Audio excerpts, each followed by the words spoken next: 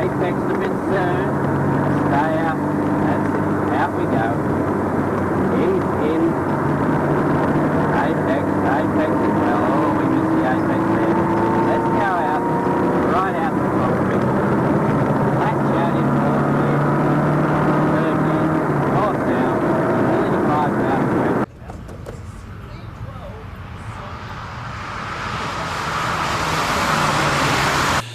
Oh, welcome to another episode of repairs to this Port Triumph 2500 Mark 1.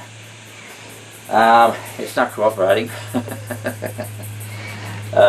We still have a clunk in the front suspension or steering, I can't tell, and it completely bamboozles me, that one. But I do have a coolant leak through one of the head studs, one right at the front of the engine. I have never heard of that before, but I think it's a simple fix. I'll just take the nut and washer off, put some silicone around it and put it back on. I don't expect to have any issues with that. I will then move on to trying to understand what this noise is in the front suspension. That means jacking it back up, it means taking the sump guard off, it means going over everything with a spanner and checking everything's tight, and I don't know. We'll investigate. So let's get on with it. Alright, let's get this nut undone.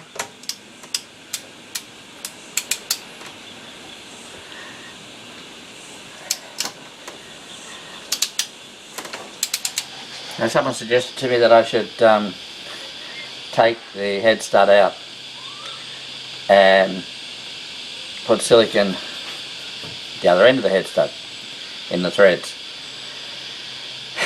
Okay, I thought about that and I was actually going to do it. Then I thought to myself, the head will never come off after that. If you put silicone down there, it's going to get all the way down the head, and next time the head comes off, which hopefully will never be in my time, all that silicone is going to be clogging up, and it's hard enough to get the head off as it is, and that would just create a bit of a nightmare. So I'm not going to do it. I'm just going to put silicone at the top. I'm going to try and get some silicone just between the head and the stud,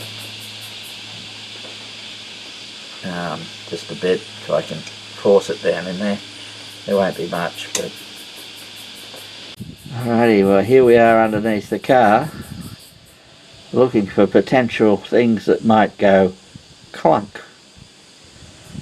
Well, I've taken a spanner to every nut and bolt that I can find in the steering and suspension, and nothing much tightened up. There was one of these bolts just here, tightened just a tiny bit. I don't think it was enough that it would have made a clunk noise. One of these sway bar bolts here, again, it was a tiny little bit and it certainly wouldn't have made a clunk noise. Now this horrible sort of setup here, there has been a clunk from that over the years.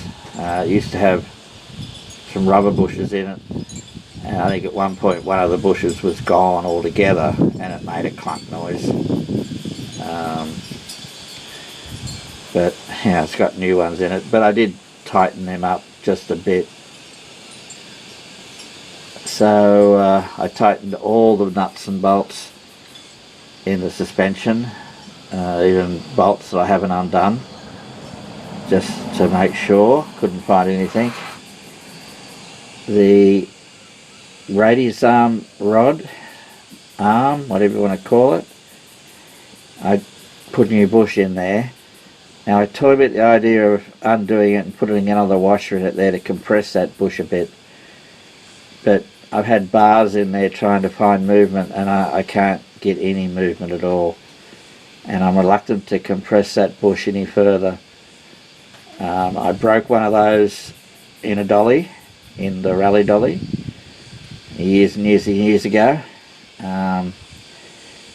It had a nylosane bush in it, and they're not of that same design, and they're quite small bushes, and it didn't give enough movement, and it fatigued the metal, and it broke. And I know of other dolomite owners that have had that happen. So I'm reluctant to do that, and I don't see that it needs it. There's just no movement there now that's got new bushes. So after all of this tightening of things and checking of things, nothing has jumped out and said, here's the problem.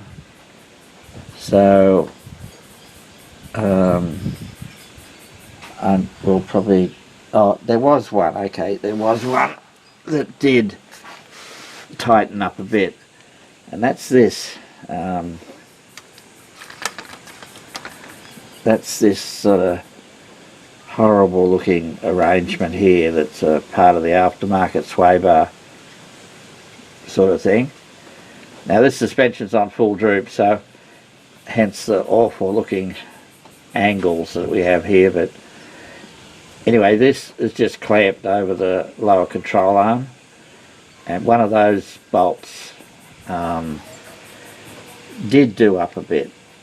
You know, it was actually loose, so, but I can't see how that would cause a clunk noise, but it might. Anyway, we'll get it back down on the ground, take it for a run and see what happens. Well, it's time to take this thing for another little test drive. I adjusted a wheel bearing, and I've mucked around tightening every nut and bolt I can find, and just generally trying to find the clunk noise. The wheel bearing, with the car jacked up and the wheels on, and you turn the wheels like that, pushing on the steering, there was a clunk, and it appeared to be coming from the steering rack. But then when you got under the car and sort of done the same thing from under the car, then the noise seemed to be coming from the sort of hub area of the car. So silly me then got out and did it that way with the wheel, and there was a clunk noise wheel bearing. Now, in all my years of mucking around with cars, I've had plenty of loose wheel bearings. They've never given a clunk noise. In fact, you wouldn't even know driving the car that there was something wrong until some scrutineer jacked it up at some motorsporting event and went, oh, your wheel bearing's a bit loose, mate. So, why it's doing it, I don't know. But I found a clunk noise, and the clunk noise is no longer there when you wiggle the wheel. It turned the big castle nut and the end of the sort of axle, I suppose, and it just went one little turn to get the split pin in. So let's take it for a drive and see what happens. Well, here we go. Let's take this thing for a little drive and see if we can get any clunk noises and see if that coolant leak's been fixed. I can still hear a bit of a groany noise, but let's see what happens when we go through this dry gutter. Alright, let's see what happens.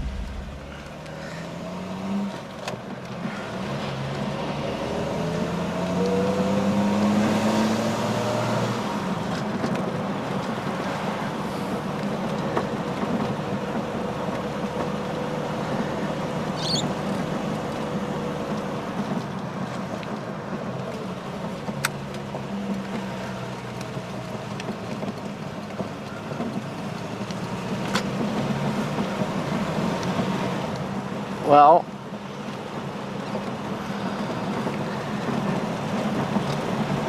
there's still a noise, but this seems to be a different noise.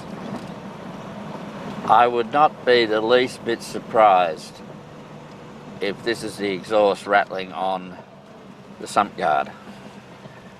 Now, when the sump guard was off, engine out, etc., I modified one of the brackets to give it more clearance, because I used to have a rattle on the sump guard,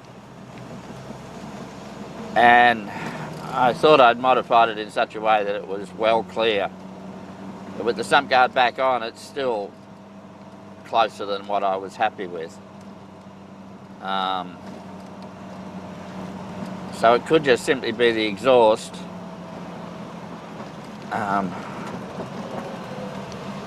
rattling on the sump guard. The reason I'm thinking that is because the rattly, knocky noise isn't consistent with the noise I had before, where it would happen as you went over a gutter or as you hit a bump. This noise is more a rattly noise. I know I was confident last time, but I don't think I've got the clunk noise anymore. I'm not sure how I'll fix that rattle if it is hitting the exhaust. I lived with it for a long time, so if that is all it is, I'm not sure I'll worry about it too much. And I'll tell you what, this car really goes well, motor-wise, you know. With that new exhaust giving it a bit better breathing. And well, that brings me to the end of this episode of repairs to this poor old Triumph 2500 Mark 1. Tune in, same duck time, same duck channel, for more mechanical mayhem on this poor old car, when I will be continuing to try and solve the problem of the clunk. But not only that, it now doesn't want to go at all. There's some electrical fault in the starting. Could be the starter motor, could be the wiring from the ignition to the starter motor, I don't know, but it's not turning over. So that will need to be solved. I